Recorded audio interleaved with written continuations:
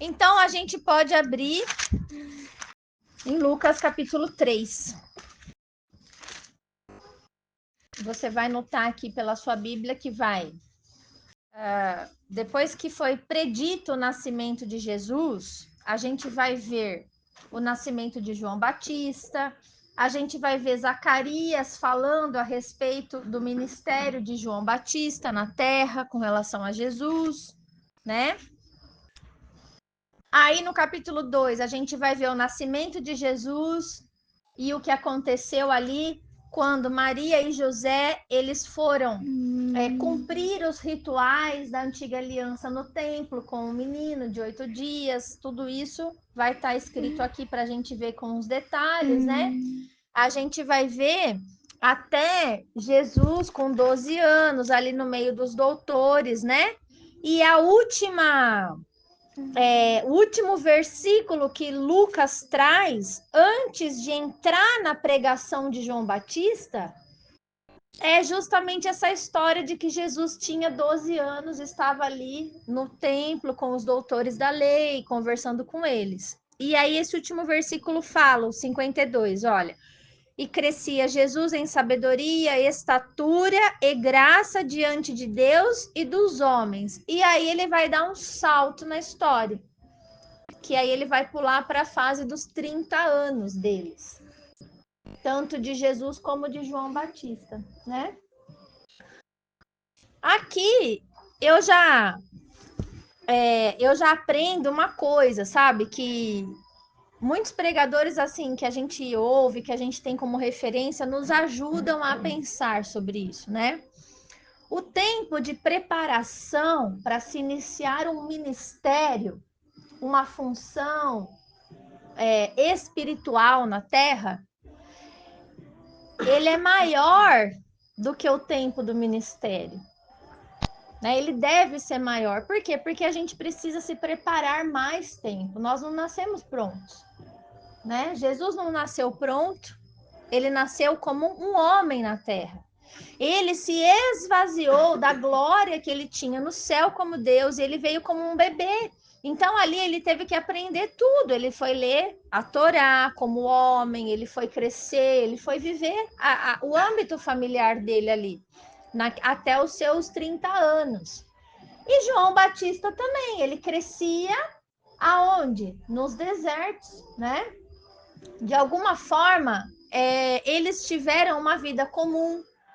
Não foi uma vida fácil, foi uma vida comum e que requereu deles essa preparação, esse crescimento, esse amadurecimento. Então, às vezes a gente quer fazer as coisas para Deus, a gente quer estar pronto, a gente quer. Só que antes existe um tempo de preparação para isso. E aí, quando a gente entra no ministério, quando a gente entra em ação, de acordo com aquilo que nós somos chamados a fazer, ele nem precisa durar muito tempo. É como uma bomba que faz o que tem que ser feito, né? Porque nós não vamos conseguir ganhar o mundo, a gente vai conseguir agir apenas no meio aonde nós estamos inseridos, que é o que Deus tem para nós. O nosso primeiro e principal ministério é aonde? Não é a nossa casa, a nossa família? Então, a gente não pode incorrer no erro de querer sair salvando todo mundo. A nossa prioridade é a nossa casa, né? E aí, dentro desse âmbito, aí existem muitas coisas que vai ser falado ao longo do estudo. Então, aqui vai começar a ação de João Batista, primeiro do que a ação de Jesus. Por quê? Porque ele veio para preceder o caminho do Senhor. Ele veio para preparar o caminho de Jesus. Então, vocês vão imaginar comigo, Jesus está chegando, ele não chegou ainda. Ele está chegando na tua vida. Ele está entrando na tua vida. Mas para que ele chegue e faça morada ali, essa vida, esse caminho, essa casa precisa estar sendo preparada. Gente, ninguém que vai receber uma personalidade, uma pessoa com cargo, alguém especial, não vai se preparar para isso, não é?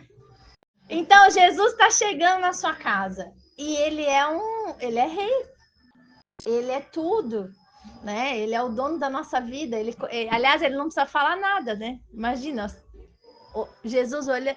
Quantas vezes eu fui orar e eu nem tinha o que orar, porque eu falava assim, nossa, o que eu vou falar para ele? Eu não tenho nem o que falar hoje. Já sei, só vou chorar para ver se ele tem dó de mim. Tipo. Não, porque é tão grande, Jesus é tão grande, Deus é tão incrível e ao mesmo tempo ele é tão humilde, né? A palavra diz que ele habita no mais alto e sublime trono, mas ele também habita dentro de um coração contrito e quebrantado. Ele não despreza um coração que o busca, que o quer, sabe? Então, esse é o nosso Deus. Então não dá para ser de qualquer forma. Por isso que veio João Batista. João Batista veio preparar esse Israel de Deus para receber e viver o ministério de Jesus. Lembra que em Nazaré ele não pôde fazer muitos milagres por causa da incredulidade deles? Então, se Israel não fosse preparado para receber o que Jesus estava para fazer ali, em carne na terra, ele praticamente não ia fazer muita coisa de sinais e maravilhas, entendeu? Então, é necessário que a gente prepare o nosso coração, a nossa vida, e isso não vai ser com palavras de persuasão, isso vai ser com a Bíblia. É a palavra de Deus que vai nos ensinar essa preparação, tá? Como nós vamos nos preparar, né? Então eu vou fazer a leitura.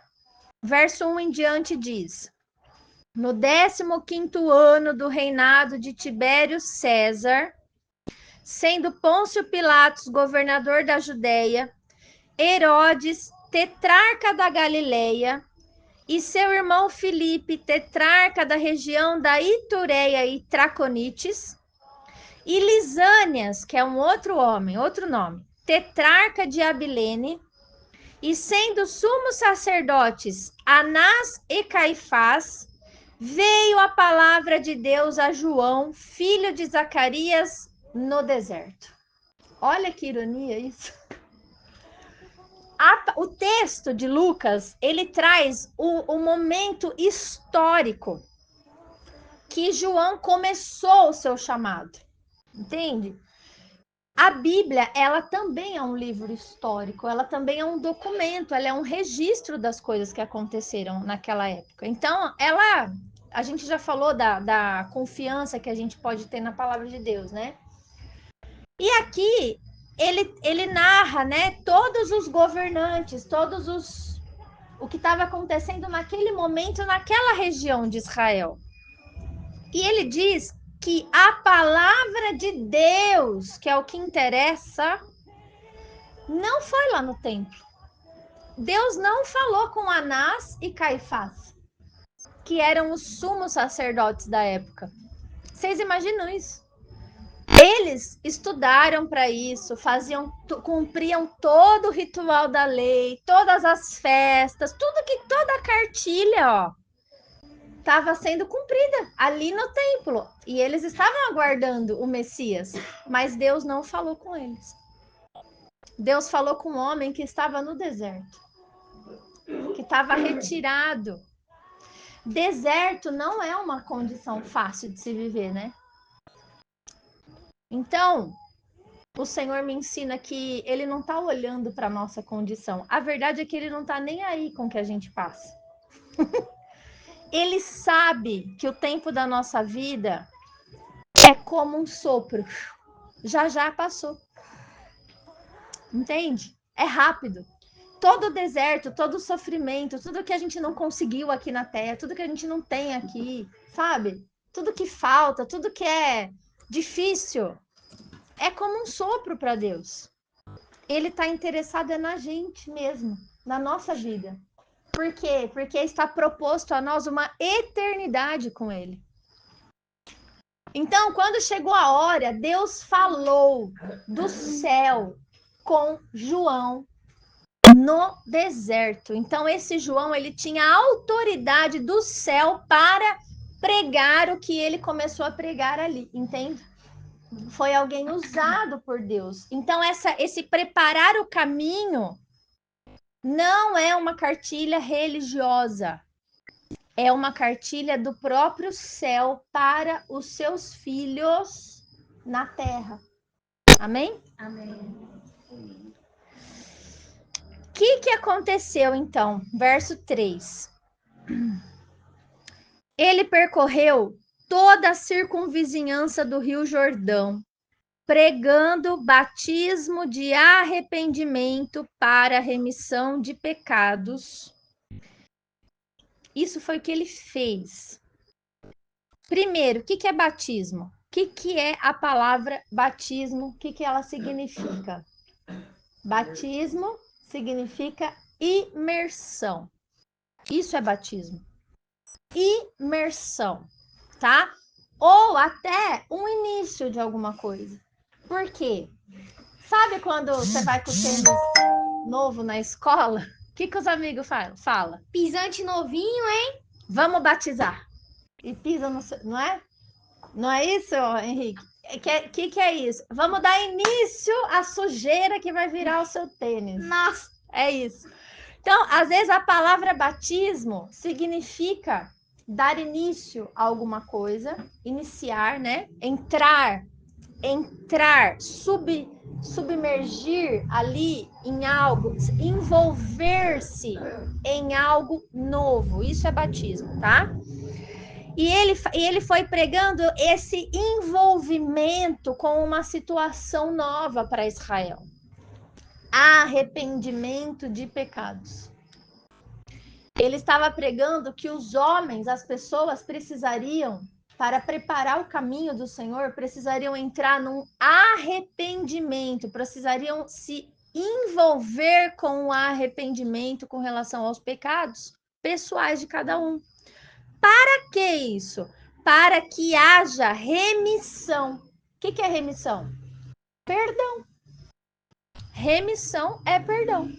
Então, por esse texto, a gente consegue já entender que o perdão dos pecados, ele só é possível mediante arrependimento. Sem arrependimento, não existe possibilidade de perdão.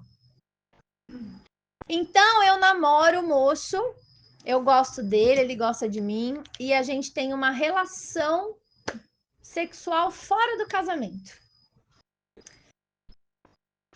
É pecado. Ai, já sei como que eu resolvo isso. Vou casar. Aí eu pergunto para vocês, o casamento anula o pecado? O seu casamento perdoa o seu pecado? Por quê? Porque o que anula o pecado? Arrependimento. Não é o conserto, não é o passar a passada do pano, entendeu? É o arrependimento. Então, quando João vem pregando batismo de arrependimento, ele está falando, se envolvam com isso. Sejam imersos nesse sentimento novo sobre os pecados pessoais de cada um. É isso que ele falou. E aí o texto fala assim, de acordo com o quê, né? Conforme está escrito no livro das palavras do profeta Isaías. Voz do que clama no deserto, preparai o caminho do Senhor, endireitai as suas veredas. Todo vale será aterrado, e nivelado todos os montes e outeiros. Os caminhos tortuosos serão retificados, e os escabrosos serão aplanados, e toda carne verá a salvação de Deus. Então, para que venha a salvação de Deus sobre a terra, sobre a humanidade, sobre as nossas vidas, sobre a nossa casa, é necessário que os caminhos sejam endireitados, aplanados. Aí eu pergunto para você, existe uma estrada. Qual é o fim dessa estrada?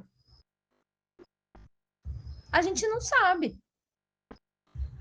Mas para você aplanar um caminho, você tem que percorrer o caminho. Então, esse caminho, na verdade, ele nunca vai estar totalmente pronto. Porque nessa jornada você percorre, você caminha por ele, entende? E de fé em fé, à medida que você se expõe à palavra de Deus, que você começa a aprender as coisas de Deus, o Senhor vai trabalhando e você vai aplanando os caminhos que estavam tortuosos. É assim que Deus trabalha. É como criar um filho. Você, quando seus filhos eram pequenos, Dani, você já explicou tudo para eles da vida? Ou você só explicava aquilo que eles davam conta de entender naqueles momentos? Cada etapa um ensinamento. Cada etapa era um pouquinho mais, né? E até hoje é assim. E não vai acabar. Quantas pessoas que têm as suas mães mais velhas que ainda sentam com ela para buscar um aconselhamento? Então, não é? E conversa e busca algo. É assim a vida. E Deus não é pai?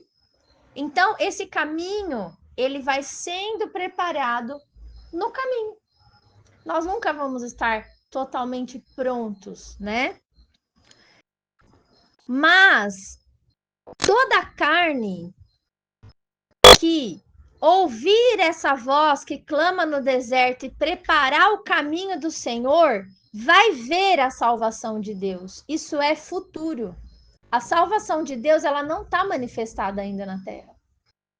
Ou você já é um corpo espiritual que não morre mais. Então, o pecado existe ainda, não existe? O mal ainda existe. Jesus não está sentado no trono. Pelo contrário, ainda ele está lá no céu. Ele não veio ainda reinar sobre a terra. Então, a salvação, ela se manifestará no futuro. Num dia específico. Ela não se manifestou ainda. Tá? Dizia ele, pois, as multidões que saíam para serem batizadas por ele. Então, o que ele falava para as pessoas, Thalita? Cobras, raça de víboras, serpentes venenosas. Olha que legal. Você vai se batizar e é recebido com essa saudação pelo seu batizador. Raça de víboras. Quem vos induziu a fugir da ira vindoura? Quem que chamou você para tentar fugir da ira que vai vir sobre a terra? Olha a pregação do João Batista. Mas a gente é bem Nutella mesmo, né? Super normal. A gente gosta de ir na igreja, né? Ai, como é gosto assim. Não, eu gosto também. Gosto de ir na igreja e sair me sentindo bem de lá. Feliz. Ai, fico até aliviada. Venho para casa um domingo feliz. Evangelho é confronto. Evangelho é aquele que te põe no centro, é aquele que revela e fala, filho, vai aqui.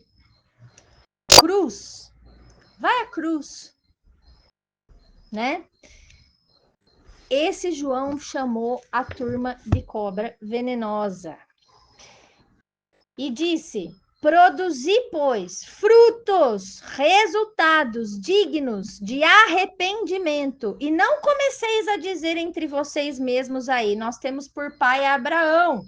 Porque eu vos afirmo que destas pedras Deus pode suscitar filhos a Abraão. E também já está posto o machado à raiz das árvores. Toda árvore, pois, que não produz bom fruto, é cortada e lançada ao fogo. Será que João Batista estava falando de árvores? Não. Não. Ele estava falando de pessoas, né? Aí, então, diante dessa palavra dele, as multidões o interrogavam e diziam assim: que havemos, pois, de fazer? O que nós vamos fazer, né? Diante de tudo isso? Vai descer juízo, vai descer ira, Você está julgando que a gente veio aqui para se batizar, para fugir da ira, né? Sabe aquela situação assim, eu vou me batizar, vou virar crente e tá tudo certo. Não preciso mudar, não preciso fazer nada, vou escolher uma igreja bacana, vou congregar com pessoas legais e tá tudo bem. Essa sensação, João cortou de nós. Por quê? Porque ele falou sobre algo que ninguém vê, que não dá para aparentar e que não dá para julgar. Ele falou de algo que acontece dentro das pessoas, que é o arrependimento dos seus pecados, né? Mas, ao mesmo tempo, quando acontece o arrependimento dos pecados, isso também produz um resultado, produz um fruto que é visível. Por quê? Porque Jesus, em outra situação, em outra pregação, ele disse: você vai conhecer a árvore pelo fruto que ela dá. A árvore boa, ela produz frutos bons. A árvore má produz frutos maus. Então, não tem como sair um fruto bom, um resultado bom de uma árvore que é má. E também não tem como sair um fruto mau de uma árvore que é boa. Por quê? Pelo que ela produz, é que você vai conhecer a árvore. E para que você conheça, existe um tempo. Olha como para tudo existe um processo. Por isso que a gente nunca pode achar que as pessoas não estão prontas para se batizar, por exemplo. Porque nós não sabemos o que se passa dentro do coração das pessoas. Nós não sabemos a renúncia que o que Deus já trabalhou, o que Deus já fez, o que Deus já falou ali. Às vezes, a gente, no nosso olhar religioso, a gente olha e fala: essa pessoa aí, sei não, hein? Vai se batizar. Isso não cabe a nós. Porque é um processo que vai acontecer dentro. E o tempo vai mostrar qual é o fruto. Se haverá um fruto digno do arrependimento lá atrás. Porque a conversão, ela transforma a nossa vida. Não dá para ter um contato com Cristo e permanecer a mesma pessoa. Não existe isso. O Senhor muda tudo em nós. Muda a nossa mentalidade, né? Muda. E aí, eles perguntaram, então, o que nós vamos fazer agora? Respondeu-lhes o João: quem tiver 2 túnicas, reparta com quem não tem. E quem tiver comida, faça o mesmo. É uma coisa tão simples, né? Para de ser egoísta. Para de pensar só em você. Para de querer tirar vantagem em tudo. Comece a servir as pessoas. Você tem um coração disposto e disponível para o serviço ou você só quer ser servido? Quando as coisas não são do seu jeito, como você reage? Não é do meu jeito, então não quero mais, não gosto mais, não serve mais, não presta mais? Ou você tem um coração de servo?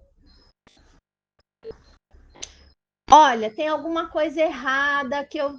Mas será que eu posso ajudar em alguma coisa? Será que eu posso somar em alguma coisa? Será que eu posso mudar em alguma coisa? O que eu posso fazer? Será que eu posso repartir o meu tempo, o meu talento, o meu dinheiro? Será que eu posso fazer crescer? Ou eu vou fazer destruir? Ou eu vou fazer dividir? Ou eu vou fazer quebrar? Isso são os resultados, né?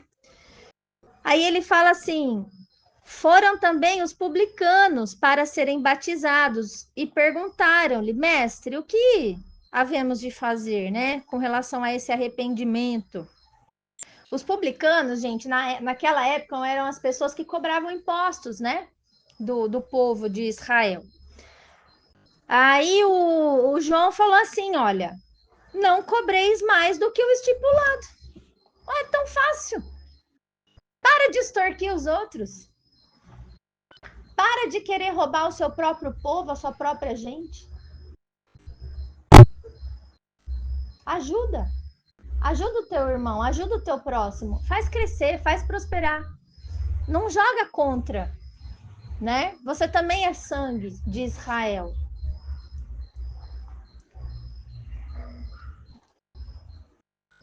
respondeu-lhes aqui. Também os soldados lhe perguntaram assim, e nós? Que faremos? E ele lhes disse, a ninguém maltrateis, não deis denúncia falsa e contentai-vos com o vosso soldo. O que ele estava falando aqui? Não é porque você tem um título ou você é uma autoridade na terra que você vai maltratar as pessoas, que você vai tratar as pessoas com diferença, né? Porque você pode punir, mas você deve punir, não é? Ele fala, não usa da sua autoridade ou de quem você é para oprimir as pessoas. Não dá denúncia falsa, não mente, porque o pai da mentira é o diabo. Para de atrapalhar a vida do outro, né? Seja honesto, seja justo e contente-se com o vosso soldo. O que é isso? Vai se contentar com o salário que você tem. Para de ser ambicioso, para de querer mais aquilo que... Ambição, assim, olha, eu aprendi hoje na terapia que ambição é bom, ambição nos faz crescer. O que não é bom é a ganância. Existe a diferença da ambição com a ganância. Então, não seja ganancioso, seria a palavra ideal aqui, sabe? Aprenda a viver com o que você tem. Aprenda a viver com aquilo que Deus te dá e vai ser feliz, né? Porque a riqueza é um dom de Deus para algumas pessoas, mas a prosperidade é para todos. Então, tem tanta gente que é rica e miserável, não tem Deus, não tem nada no coração, não produz fruto para Deus. Por quê? Porque não é próspero. É rico, mas não é próspero. E tem tanta gente que é pobre, mas é próspero. Sabe? Não falta. O que é prosperidade? Não falta nada. Não falta. Então, às vezes, a gente precisa também alimentar esse sentimento de satisfação naquilo que nós já temos, naquilo que Deus nos dá até aqui. Porque isso vai evitar da gente ter amor ao dinheiro e da gente querer usar desse desejo, né, dessa ganância e pisar na cabeça dos outros, passar por cima dos outros, dos sentimentos dos outros, da batalha dos outros. Quantas pessoas fazem isso hoje, né? Pessoas que querem ter o que nunca vão ter. Pessoas que querem ser o que nunca vão ser. O que faz uma pessoa passar por cima da cabeça do outro e ignorar o sentimento de alguém e tratar mal e ser soberbo? E o que faz? A pessoa se sentir melhor que o outro. O que leva a isso? A inveja, porque a pessoa nunca vai ser igual, então ela não suporta estar perto. Isso é um tipo de ganância que existe, isso está presente dentro de nós. Todos nós temos um pouco de cada coisa, né? Então, o João fala assim, contenta com o seu soldo, com o que você tem, com o que você é. Seja você. É tão simples. Israel precisava se arrepender. Israel precisava mergulhar numa autoanálise, né? E aí, ele continua. Ele fala assim, estando o povo na expectativa e discorrendo todos no seu íntimo a respeito de João, se não seria ele, porventura, o próprio Cristo. Disse João a todos, eu, na verdade, vos batizo com água. Em outras palavras, sabe o que ele falou? Eu não sou nada. Eu só sou uma voz que está falando. Só. Eu não tenho poder de nada, eu não sou ele. Sou uma voz. Né? Ouve quem quer. Eu vos batizo com água. Mas vem o que é mais poderoso do que eu, do qual não sou digno nem de desatar-lhe as correias das sandálias.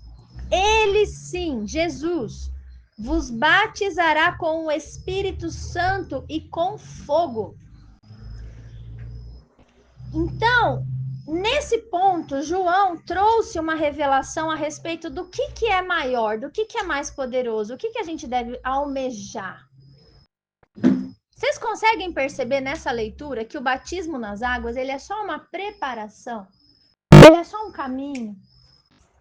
ele é só um chamado à reflexão sobre arrependimento de pecados, autoanálise, autoavaliação, para preparar esta casa, esse coração, para que venha então a imersão, para que a gente consiga se envolver completamente com a presença do Espírito do Santo. Porque ele quer derramar o seu Espírito em nós. Isso é plenitude de vida. Isso é verdadeira prosperidade. Isso é alegria em meio ao caos. É você estar no deserto, é você estar com algumas faltas, é você estar, mas você tem ele, né? O Senhor é meu pastor e ele não me faltará. Não é em nada não me faltará, porque vai te faltar muita coisa, vai te faltar ânimo, vai te faltar coragem, vai te faltar dinheiro, vai te faltar tantas coisas, falta para nós, vai faltar oportunidade para nós, vai faltar.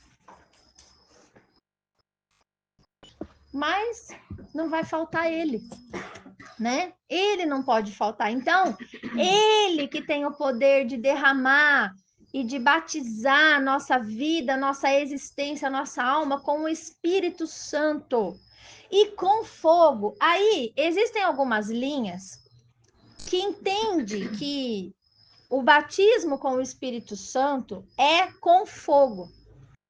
Essa linha que entende sobre isso, ela fala que o fogo ele tem um papel purificador, que quando o Espírito Santo vem com fogo sobre nós, ele purifica os nossos pecados, as nossas mazelas, as coisas que a gente ainda precisa ser limpo, sabe? Como o ouro é purificado no fogo, né? A prata é purificada no fogo. Então, essa linha, ela leva para esse sentido. E ela traz a lembrança quando houve o Pentecostes, que aqueles discípulos, Maria, as mulheres estavam ali reunidas no templo, quando na ocasião que Jesus subiu ao céu, ele disse, lá em Atos capítulo 1, ele disse assim, olha, fiquem juntos, reunidos em Jerusalém, até que do alto vocês serão revestidos de poder, porque descerá sobre vós o Espírito Santo. Então, naquele texto está narrado que os discípulos, Maria e as mulheres que seguiam Jesus, em torno de 120 pessoas, estavam ali juntos esperando a promessa. E esse dia, que é o dia de Pentecostes, aconteceu 10 dias depois que Jesus subiu. Tá? É o dia de Pentecostes, 50 dias depois da Páscoa. Então faz todo sentido. Jesus morreu na Páscoa, ficou 40 dias na terra, ressurreto, falando das coisas concernentes ao reino de Deus, subiu aos céus e ficou mais 10. Subiu aos céus. E eles ficaram mais 10 dias ali juntos, reunidos, buscando o Senhor, orando, louvando, até que veio o Espírito Santo, foram batizados ali. Quando eles foram batizados ali, houve uma manifestação visível desse batismo sobre eles, que está relatado no capítulo 2 de Atos. A manifestação foi qual? Eles viam línguas como de fogo pousando sobre cada pessoa que estava ali. Então, cada pessoa que estava ali, naquele momento, foi batizada no Espírito Santo, entendeu? E quem estava ali? Maria. Naquele dia, Maria foi cheia do Espírito Santo de Deus, também, junto com os outros. Aconteceu isso. E só depois disso, eles começaram o ministério deles na terra, no quesito evangelização e pregação. Até então, ninguém tinha ganhado uma alma para Jesus. Ninguém tinha feito nada, assim, nesse quesito, entendeu? Aí foi quando Pedro fez uma pregação, ele ganhou 3.000 almas, tá? Por quê? Porque ele estava cheio do poder de Deus. Era o Espírito Santo que veio e permaneceu nele. Então, essa linha teológica, ela sugere que esse batismo no Espírito Santo é um batismo com fogo, por causa desses relatos, desses sinais que veio as línguas de fogo e tal. eu não entendo desse modo. Por quê? Porque na minha meditação particular, eu vejo que a explicação já está no versículo seguinte aqui. Ele disse que Jesus é quem batiza com Espírito Santo e com fogo. E aí ele vem e fala assim: a sua pá ele a tem na mão para limpar completamente a sua eira, a sua colheita, né? E recolher o trigo no seu celeiro, e a palha queimará em fogo inextinguível. Então, eu vejo aqui dois batismos. O trigo, que vai ser recolhido no celeiro, vai estar num lugar guardado, protegido por Deus, que na verdade é o seu reino. Esse trigo, batizado com o Espírito Santo, selado, é como se só entra no reino quem tem o selo do Espírito, certo? É a marca de Deus. Só entra na festa quem tem bilhete. Convite, o convite é o Espírito Santo em você. Então, Jesus não vai, no reino espiritual, não existe assim, não, que igreja que você é? Que religião você faz parte? Da onde que você vem? Não, existe uma marca em você, que é a presença do Espírito Santo. É isso que te dá a entrada para o reino, para o celeiro, para a vida eterna. Em contrapartida, ele também batiza com fogo, inextinguível. Ele também queimará a palha nesse fogo. Então, é como se isso fosse imerso num fogo ardente que não acaba mais. E aí fala na hora, né? Batismo, em nome do Pai, do Filho e do Espírito Santo. Sim. E por isso é uma imersão. Você está sendo selado com a presença do Espírito. Mas, Carlinhos, lá no outro batismo com fogo, que ele traz essa figura da palha que vai ser separada do trigo, a gente lendo Apocalipse, a gente vê que os não salvos, eles serão lançados no lago de fogo. Então, um lago é imersão, entendeu? A mesma coisa. Só que é um lago de fogo. Vocês estão entendendo? Esse outro tipo de batismo? Então, eu entendo dessa forma, tá? Assim, pois, com muitas outras exortações, anunciava o evangelho ao povo. Mas Herodes, o tetrarca, sendo já repreendido por ele, por causa de Herodias, mulher do seu irmão, e por todas as maldades que o mesmo Herodes havia feito, acrescentou ainda sobre todas a de lançar João no cárcere. Então, vocês estão vendo que a pregação de João não alisava o ego de ninguém, né? E o Herodes estava saindo, casado com a mulher do irmão. Então, o João denunciava esse pecado. Entre outras coisas, ele falava ainda. E aí ele falou, você vai ser preso. Porque, gente, a verdade, ela liberta, mas ela não é bem aceita também, né? Às vezes, é mais fácil tentar calar a boca da verdade do que aceitar a verdade, não é? E num primeiro momento a gente quer calar a boca, né? A gente quer falar, ai, para de falar, pelo amor de Deus. Mas depois a gente vai sendo trabalhado e vai sendo cuidado dentro dessa verdade, né?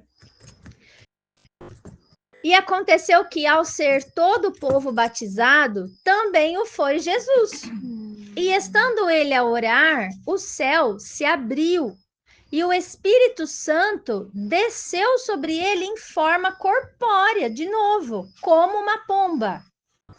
E ouviu-se uma voz do céu que disse: Tu és o meu filho amado, em ti eu me comprazo. Eu me agrado de ti, né? Gente, aqui nessa parte, a gente pode ver que o Espírito Santo, quando ele veio também sobre a vida de Jesus, ele também veio de uma forma visível. Como se ele pousou e ele permaneceu em Jesus. E dali começou o ministério de Jesus também. Aí eu pergunto para você, ele era uma pomba? Não, Tá escrito que era uma pomba? não. Não. Então, Veio gente, na forma de pomba. nem na forma de pomba, isso não está escrito. Desceu como Ele desceu como uma pomba que desce. Não era nenhuma forma, entendeu?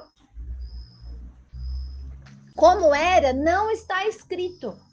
Aí é a imaginação nossa. Então, o Espírito Santo não é uma pomba, tá? E aqui ele fala assim: muitos pregadores também falam que nessa ocasião foi revelado que Jesus era o Filho de Deus, né? Que veio a voz do céu e atestou que ele era o Filho de Deus. Mas isso não é verdade. Porque a hora que a gente for estudar os outros primeiros capítulos, a gente vai ver que no templo já foi revelado que ele era o Messias, né? Simeão cantou, Zacarias cantou, Maria cantou. Todo mundo sabia que ele era o filho de Deus. A questão é que ele não estava preparado para enfrentar o diabo no deserto. E enquanto ele não estava preparado, o Senhor não permitiu que o diabo confrontasse ele.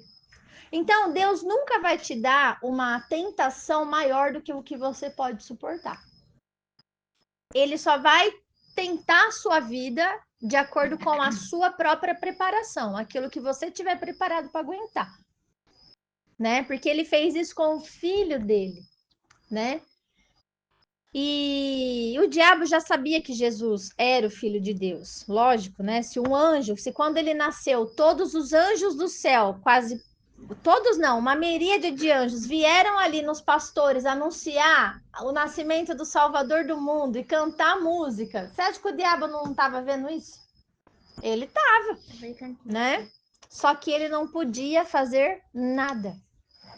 Ele não podia.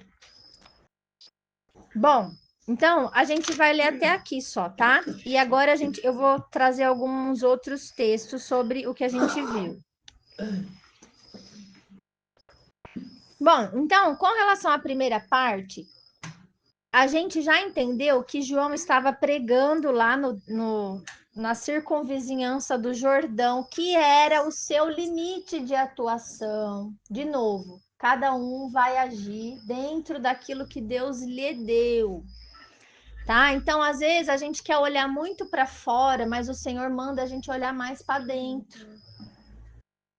João, ele estava percorrendo, é João mesmo que estava pregando. Antes de João, houve alguma pregação? Não, Não. não, Foi João. era como, não, só ele, é como se ele estivesse ali percorrendo toda a circunvizinhança do rio ali nas casas e falando: arrependam-se dos seus pecados, porque o reino de Deus está próximo. E aí eles vinham conversar sobre o como assim arrependimento, pecado, explica para nós, e ele começava a falar. Porém, algumas pessoas que não se arrependiam e queriam apenas se batizar para garantir a sua salvação, entendeu? Eles chegavam ali também para ser batizado. E João denunciava, ele falava, raça de víbora, quem te ensinou a fugir da ira que vai descer sobre você? Porque você não tem arrependimento. Mas por que João podia falar isso? Eu não posso falar isso, tá, gente? Eu não posso porque eu não tenho essa revelação. Mas João Batista tinha essa revelação, entendeu? Agora, só um contexto. A Cássia me levantou uma questão aqui, que é até mais histórico do que bíblico. O João Batista ele foi o pioneiro e foi o original. Mas essa profecia do nascimento do Messias, a vinda do Messias, já era conhecida em todo o Israel. Então havia falsos messias também, não, fazendo as suas profetadas ali em Jerusalém, ao redor. Havia muitos. Sim. O teor dessa pregação dele, a gente pode ver que é mais ou menos isso aqui, olha. Era a denúncia dos pecados, associado ao direcionamento que está na vontade de Deus para o homem. Então, ao mesmo tempo que ele denunciava o pecado, ele trazia um direcionamento. Vocês estão entendendo? Por quê, gente? Olha como a linha é fina. Quem é o acusador das nossas almas? Diabo. É o diabo. Então, nenhum profeta, nenhuma pessoa de Deus foi chamado para fazer o papel do diabo na terra. Você nunca vai ser chamado por Deus, Thalita, para denunciar ou confrontar o pecado de alguém sem dar a ela um direcionamento que vem do céu. Você entendeu a diferença? É fácil lançar o pecado dos outros no rosto. O difícil é você comer 1 quilo de sal com ele, sendo pecador. E você ali direcionando, com paciência, com tolerância, com cuidado, com amor. Aí isso é bem difícil. João Batista tinha propriedade para fazer isso. Porque ele sabia, porque Deus mostrava para ele. Deus sempre mostra, né? Quem tem o Espírito Santo, nada fica escondido. A gente sabe.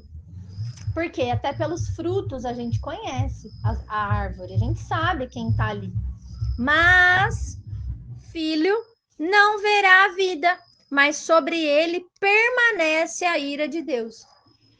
Por que permanece a ira? Porque a gente já nasceu condenado, gente. A gente já nasceu no pecado. Tanto é que ele disse mais para trás, eu não vim para condenar o mundo, eu vim para salvar. Porque o mundo já está condenado. Então, aquele que se mantém rebelde contra Jesus, contra as propostas, né, de salvação dele, a ira permanece nele, tá? Ele fala assim também, no verso 18 desse mesmo capítulo. Quem nele crê não é julgado. O que não crê já está julgado. De novo. Por quê? Porque já nascemos debaixo de condenação. Então, eu tô em Cristo. Pela fé eu sou salva. Aí, porque eu sou salva, o Otávio é salvo? Só porque ele é meu filho? Não. Ele vai ter que se encontrar com Cristo. Porque se ele não crer no Filho de Deus e se ele se mantiver rebelde contra Jesus, a ira de Deus permanece sobre a vida dele. Ele é filho de Adão. Ele precisa ser perdoado. Ele precisa ser batizado também no batismo de arrependimento de pecados. Você entende? Você vê, é uma concepção totalmente diferente do que a gente aprende, né? A gente aprende a vestir nossos filhos de anjo e falar que eles são santinho e purinho. Não, faz sentido isso? Que de santo não tem nada. E ainda tem mãe que vai na escola brigar para defender o santo anjo do Senhor. Veja bem. Não, gente, a gente precisa entender o que a palavra diz, né? A palavra, ela é reveladora. Do versículo 5 ao 7, nesse mesmo capítulo, ele está tendo uma conversa com Nicodemos, que era um líder religioso da época. Assim, chefe, era para ele saber tudo de Jesus, mas ele não sabia nada. Olha o que Jesus falou para ele. Respondeu Jesus para Nicodemos, né? Em verdade, eu te digo, quem não nascer da água e do Espírito não pode entrar no reino de Deus. Tá aqui. Esse é o protocolo da Igreja Evangélica do Brasil? Não! Isso é o protocolo do céu.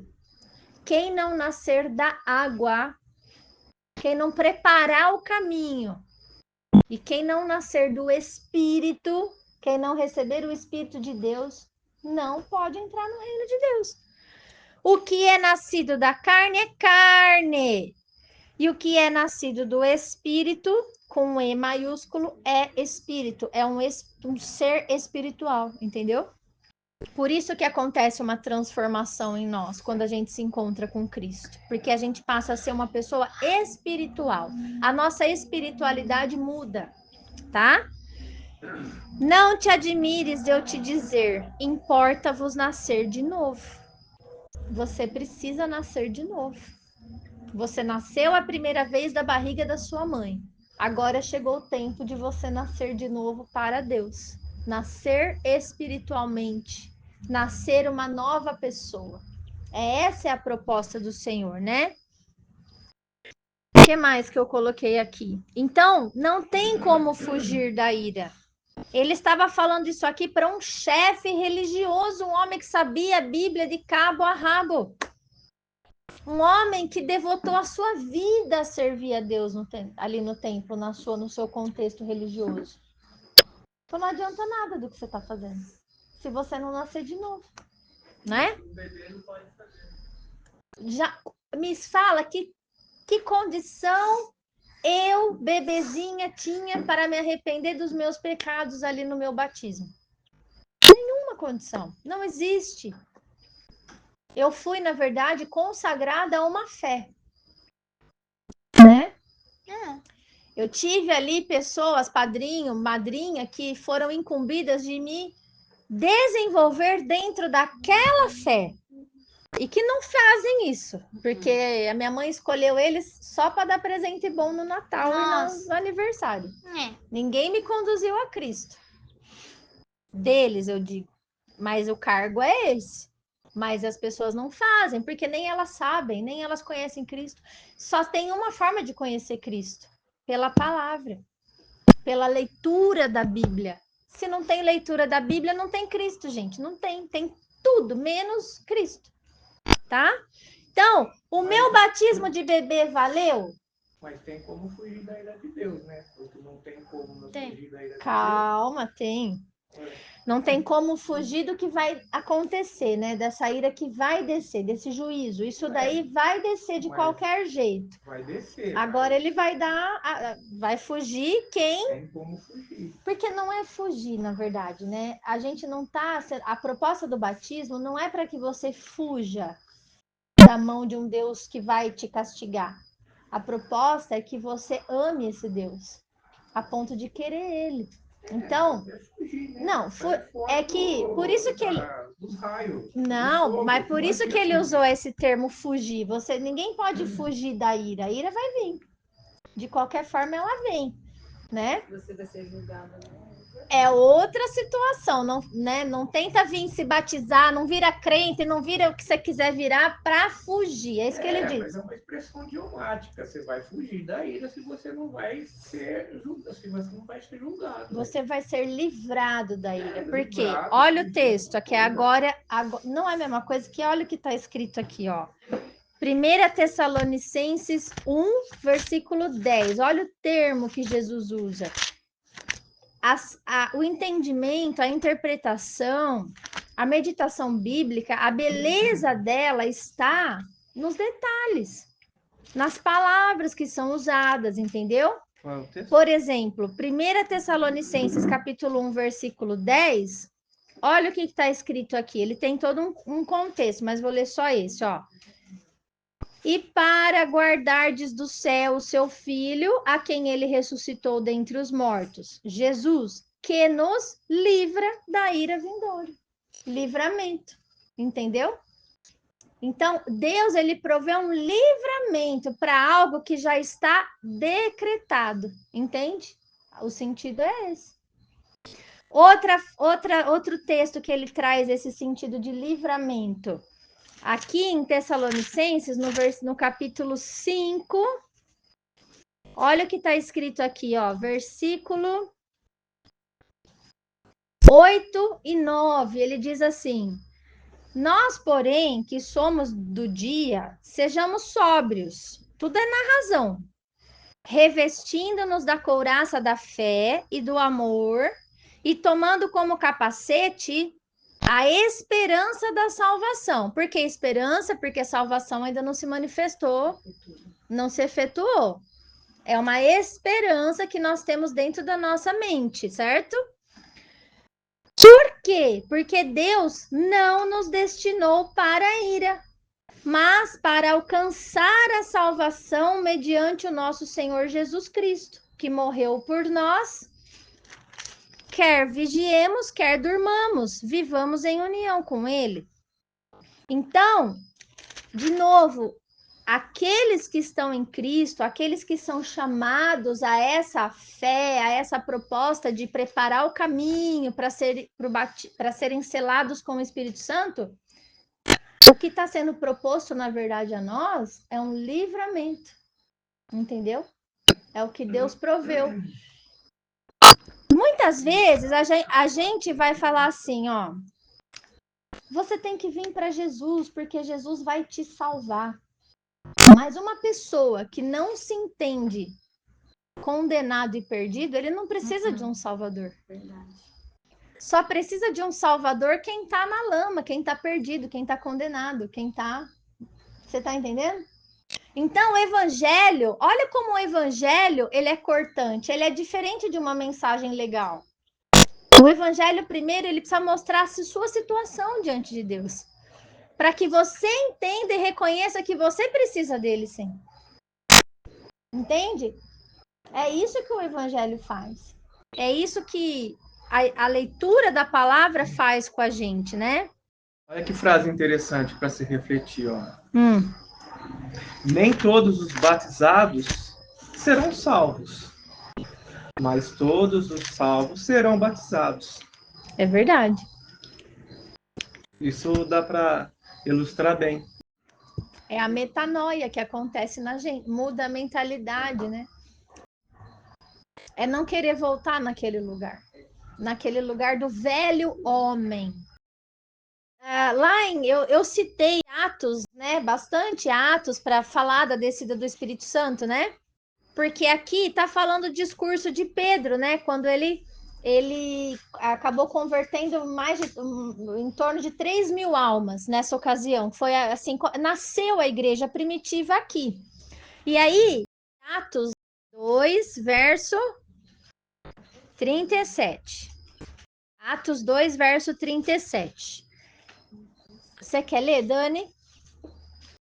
Quando ouviram isso, todos ficaram de coração aflito e perguntaram a Pedro e aos outros discípulos: Irmãos, o que devemos fazer? Pedro respondeu: Arrependam-se e cada um de vocês seja batizado em nome de Jesus Cristo, para o perdão dos pecados. Depois vocês receberão do Pai o dom do Espírito Santo. Pois a promessa é em favor de vocês e de seus filhos, e para todos aqueles que estão longe, todos aqueles que o Senhor nosso Deus chamar. É nós, gente. Nós. Certo? Aí, o que mais que ele falou? Verso 40. Com muitas outras palavras, Pedro lhes dava testemunho e exortava, dizendo: Salvem-se dessa gente corrompida. Os que acolheram a palavra de Pedro receberam o batismo, e nesse dia uniram-se a eles cerca de 3.000 pessoas. Olha isso. E aí, Dani, só para complementar. E perseveravam na doutrina dos apóstolos e na comunhão. Ó a comunhão, ó a ceia do Senhor. Ó o corpo e o sangue de Cristo. No partir do pão, que é comer de casa em casa, ter comunhão mesmo, ter é uma família, a família da fé, nós somos todos irmãos, né? E nas orações. Então, isso é servir a Deus, isso é vida cristã, isso é igreja. É simples. Aqui, vocês vejam que ele disse, ele deu a pregação, ele mostrou para as pessoas que elas estavam erradas, que elas pecavam, que elas precisavam se arrepender, mas ele deu o direcionamento. O que faremos? Arrependam-se, façam uma autoanálise, reflitam, um autoexame e sejam batizados em nome do Senhor Jesus. E aí, vocês vão receber, no caminho disso, o dom do Espírito Santo. Vocês vão receber um presente que é esse selo do Espírito Santo que vem sobre nós. Porque é um caminho, é um processo, né? Sobre isso, faz sentido para vocês agora? Vocês estão entendendo essa questão do batismo, tudo isso? Deu para entender? Então, vamos só concluir aqui, indo para Apocalipse. Lá no verso, no 11, versículo... Desculpa, capítulo 11, versículo 18. Você vai ler Do versículo 15 em diante, você vai ler a 7ª trombeta, o toque da 7ª trombeta, que é a última trombeta, que é a volta de Jesus, certo? E no versículo 18, ele fala o que vai acontecer. Então, ele diz: na verdade, as nações se enfureceram, chegou, porém, a tua ira. Por isso que vai acontecer, está determinado. E o tempo determinado para serem julgados, os mortos. Por que os mortos? Porque quem morreu em Cristo já vai ressuscitar nessa ocasião. Então, já é um tipo de julgamento, né? Para eles. Para se dar o galardão aos seus servos, os profetas, aos santos e aos que temem o teu nome, tanto aos pequenos como aos grandes, e para destruíres os que destroem a terra. Então, essa ira que vem com a vinda de Jesus, ela tem um porquê, um motivo. O motivo é destruir a terra? Não. Destruir os que destroem a terra. É julgamento. Por isso que depois desse versículo a gente vai ler a grande saraivada, entendeu? Que é a condenação da idolatria. No capítulo 14 de Apocalipse, do verso 19 ao 20, aqui nesse trechinho ele está falando sobre essa colheita que vai acontecer na terra, né? Em figuras, tá? E nesse trechinho do 19 ao 20 ele fala: então o anjo passou a sua foice na terra e vindimou a videira da terra. E a lançou no lagar da cólera de Deus, e o lagar foi pisado fora da cidade, e correu sangue do lagar até os freios dos cavalos, numa extensão de 1.600 estádios. Isso daqui é o quê? É um tipo de juízo. É Jesus pisando nas pessoas que serão condenados. É como se ele estivesse pisando num lagar de uva. Quer ver? Isso se completa no capítulo 19, que narra a vinda dele, né? Que ele vem no cavalo branco, parará, parará. E aí, no versículo 13, ele fala aqui: está vestido com um manto tinto de sangue, e o seu nome se chama o Verbo de Deus. O que é o Verbo de Deus? É a palavra. Ele é a palavra.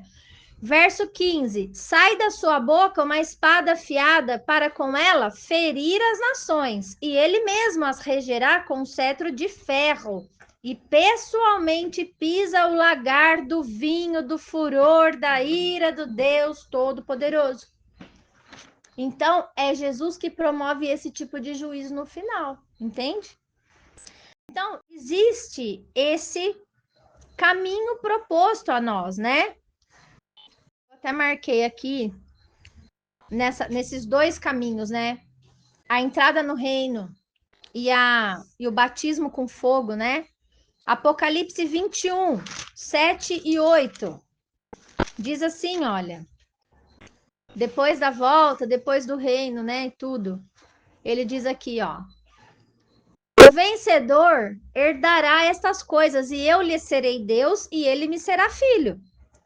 Quanto, porém, aos covardes, aos incrédulos, aos abomináveis, aos assassinos, aos impuros, aos feiticeiros, aos idólatras e a todos os mentirosos, a parte que lhes cabe será no lago que arde com fogo e enxofre, a saber, a segunda morte, que seria esse batismo de condenação, tá?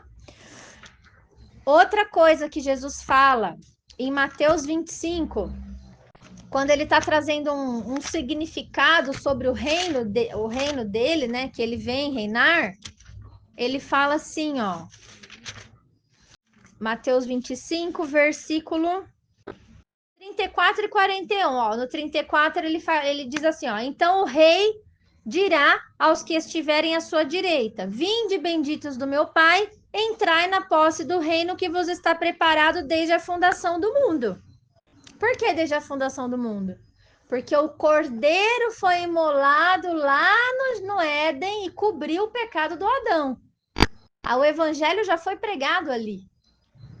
Era só ele crer. Entende? Já está preparado esse reino desde quando vocês pecaram. Porque Deus nunca nos abandonou. Mas aí no verso 41 ele fala: então o rei dirá também aos que estiverem à sua esquerda. Olha a separação do trigo e da palha. Direita e esquerda, bode com ovelha. Apartai-vos de mim, malditos, ou amaldiçoados. Olha isso. Para o fogo eterno, preparado para o diabo e para os seus anjos. Então, esse fogo, esse lago de fogo que arde com enxofre, não sei o quê, que é o inferno que a gente conhece, ele foi preparado para os homens? Não. Ele foi preparado para o julgamento dos anjos, do diabo e dos seus anjos. Mas se o homem peca à semelhança do diabo, é justo que ele tenha a mesma condenação. O pecado é o mesmo. Que se cumpra a lei. Que se cumpra a lei. Por que ele vai mandar o diabo para lá e não vai mandar você que serve o diabo para lá também? Não seria justo.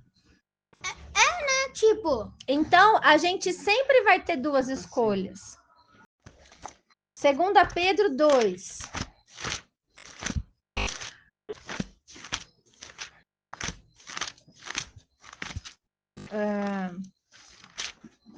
4 em diante, diz: ora, se Deus não poupou anjos quando pecaram, mas, precipitando-os no inferno, os entregou a abismo de trevas, reservando-os para o dia do juízo, e não poupou o mundo antigo, mas preservou a Noé, pregador da justiça, e mais 7 pessoas, quando fez vir o dilúvio sobre o mundo dos ímpios, e reduzindo a cinzas as cidades de Sodoma e Gomorra, ordenou-as à ruína completa, tendo-as posto como exemplo a quantos venham a viver impiamente, e livrou o justo Ló, afligido pelos procedimentos libertinos daqueles insubordinados, porque este justo, pelo que via e ouvia quando habitava entre eles, atormentava sua alma justa cada dia, por causa das obras iníquas daquelas pessoas.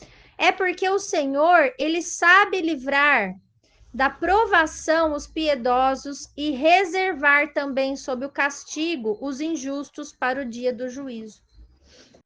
O Senhor sabe fazer essa distinção. Nós não sabemos. Entende? Pessoas que são injustas, né? Especialmente aqueles que, seguindo a carne, andam em imundas paixões e menosprezam qualquer governo, qualquer autoridade. São atrevidos, são arrogantes, não temem difamar autoridades superiores, ao passo que os anjos, embora maiores em força e poder, não proferem contra elas juízo infamante na presença do Senhor. Então, a gente é um bando de sem educação mesmo e que fala das coisas que a gente nem conhece. A gente tem dificuldade de se submeter a autoridades, a lideranças, a governos, até o governo de Deus. Isso é só um reflexo da nossa rebeldia, né? Porque se a gente não é capaz de amar e respeitar o próximo, como que a gente fala que ama e respeita a Deus que a gente não vê? Fica difícil acreditar, né? Então, a nossa relação com Deus, ela é completamente revelada na nossa relação com o próximo. Na nossa vida com as pessoas, o que a gente faz, né? Bom, aí a pergunta que não quer calar: por que Jesus se batizou se ele não tinha pecado? E aí eu vou encerrar com essa resposta. Alguém sabe dizer? Cumprir a lei.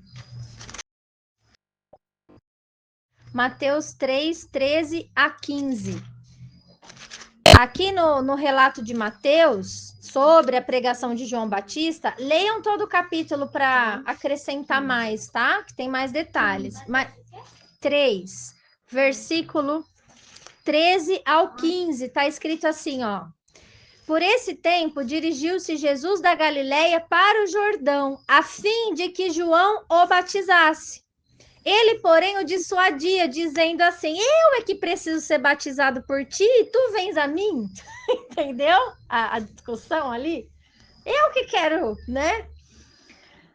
Mas Jesus lhe respondeu: deixa por enquanto, porque assim nos convém cumprir toda a justiça. Então ele o admitiu. O que é essa justiça? toda a vontade de Deus. Então, Jesus, ele é o nosso maior exemplo. Ele é o modelo nosso. Os passos, nós temos que ter uma referência. A quem nós vamos seguir? Pessoas? Homens? Doutrinas? Não. A gente precisa seguir Jesus. Então, convinha que ele cumprisse a justiça, a vontade de Deus na terra para todos os homens. Por isso que o batismo é algo do céu para nós. É algo que Deus propõe para nós. Não é algo da nossa cabeça e nem da religião. É um começo. Tá bom? Aí eu quero perguntar se vocês têm as perguntas. E quero perguntar se vocês entenderam que o batismo nas águas, ele é o começo da sua vida cristã e não é o fim dela.